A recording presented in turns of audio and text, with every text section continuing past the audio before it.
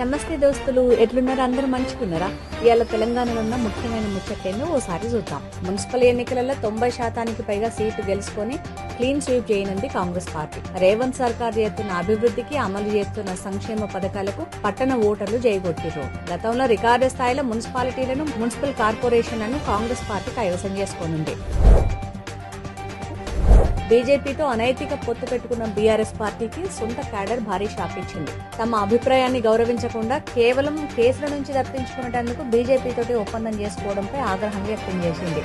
ఇన్నేళ్లు party కోసం తాము కష్టపడ్డా కనీసం గౌరవం ఇవ్వకపోవడం మీద కలత చెందిన నాయకులు మున్సిపల్ ఎన్నికలలో కాంగ్రెస్ కు మద్దతు పలికారు. మున్సిపల్ ఎన్నికలలో ఓటమి తప్పదని అర్థమైన బీఆర్ఎస్ పార్టీ మల్లోపారి ఫేక్ ప్రచారాలకు తెరలేపింది. పోలింగ్ ప్రశాంతంగా జరుగుతున్న ప్రాంతాలలో ఘర్షణలు లేపేందుకు కుట్రలు చేసింది. పాత వీడియోలను సోషల్ మీడియాలో పోస్ట్ చేసుకుంటా తన ఫేక్ మీడియాతోటి ప్రచారం చేయించడం మొదలుపెట్టింది.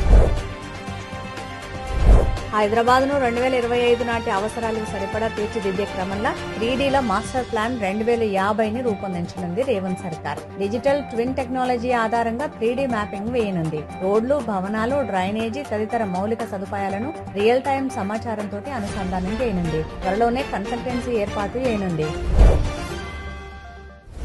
ప్రభుత్వ ఉద్యోగులకు గుడ్ న్యూస్ చెప్పింది రేవంత్ సర్కారు.